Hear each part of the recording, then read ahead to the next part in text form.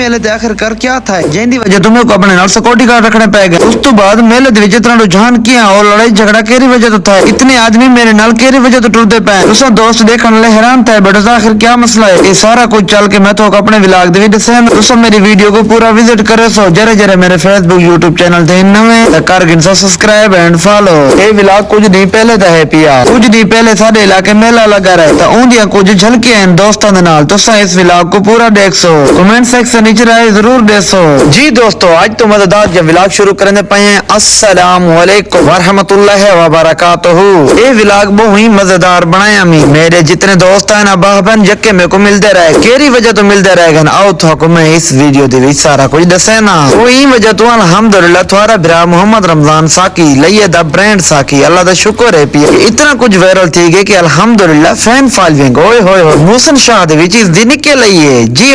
उस तो बाद पता नहीं कितने कितने लोग हैं पे जरे मेरे को मिलते रहे, जेरे दोस्त मेरे नाल वीडियो बनवाते रहे गए। मैं इना को देख हैरान हो परेशान थी गया यार मैं कि मैं तो इतना बड़ा स्टार का बहरहाल स्टार हाँ या ना, लेकिन इन्हें दोस्तों में नाल बहुत मोहब्बत मंडी। इन्हें मेरी हौसला अफजाई की थी कि मेरा दिल गार्डन गार्डन थी मन लग गए। वो ई वजह तो कि मेरा दिल थी कि मैं के सारे दोस्तों को इस व्लॉग दे विच ऐड करा चाह। जेरे जेरे दोस्त मेरे को मिलते रहे गए इस वीडियो दे विच वो कमेंट जरूर दसे सन भी ऐसा कौन कौन है। कुछ दोस्तों को तो मैं जानदा मैं कुछ को मैं ना भी जानदा। पता लगता है कि बहुत दूर दराज जो मेले दे विच आवाम आई हुई है। और उस तो बाद मैं आप बड़ा हैरान थी गया कि सारे इलाके मोहसिन शाह दे विच इतना बड़ा मेला आखिर थिया क्यों। दरअसल सारे इलाके दे विच बड़े अरसे तो यह मेला सालों साल चलदा आंदा। और उस तो बाद इस मेले दी रौनक लगी रहनियां न, असा ही रौनक दे जीनत बने रहने हैं। इतने दोस्तां मोहब्बत दिते हैं कि मैं सारा व्लॉग शूट कीता मी और दोस्तां दी वीडियो वगैरह विच पातियां मी। उन्हां वीडियो दे विच तुसां ही देख गिदो सी कि केरे केरे दोस्त इन पे केरे केरे हिन या केरे केरे कहानी। जेरे जेरे दोस्त इस वीडियो दे विच इन पे अपना अपना कमेंट जरूर करे सन वेंदे अपने नाम दे नाल। और उस तो बाद मैं उन्हां दा शुक्रिया अदा करना जिन्हां जिन्हां मेरे नाल वीडियो वगैरह बनवाई। मैं अपने इलाके दा दिल दिया ताकि नाल शुक्रिया अदा करना कि मेरे नाल इतनी सपोर्ट कीती ने और मैं को अल्हम्दुलिल्लाह फुल ट्रेंडिंग विच आना ने। और उस तो बाद मेरी वीडियो दे विच व्यू अल्हम्दुलिल्लाह बड़े ही मजे देन पे। ये जेरी वीडियो चलदी पई है वीडियो दे व्यू वगैरह चेक करो और उस तो बाद कमेंट चेक करो, कमेंट तो बाद तो साइज दे शेयर चेक करो। जिन्हां जिन्हां दोस्तां मेरी वीडियो को शेयर कानी कीता और लाजमी इस वीडियो को शेयर कैसे नहीं खास तौर पर जेरे इस मेरे वीडियो दे विच इन पे। और उस तो बाद मेरे वडे वडे स्टारां नाल मुलाकात भी मेले ते थई है। और उस तो बाद मेरे इस मेले ते बहुत वडे वडे स्टारां नाल मुलाकात थई है। ओ केरे केरे स्टार हैं पे तुसा इस वीडियो दे विच ठी बैठे हो सो। बहरहाल मैं बात भी थोको तारुफ उसदा करा देवा। ए जरा तुसा फनकार दे पावे ए साडा अपना चरसी ढोला निजामी। और उस तो बाद ए जरा टिकटॉकर तुसा दे पावे कामी किंग।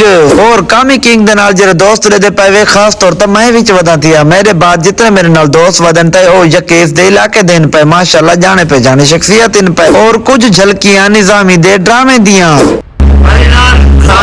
रब बोले तो सारी स्पीड 120 दी होती है।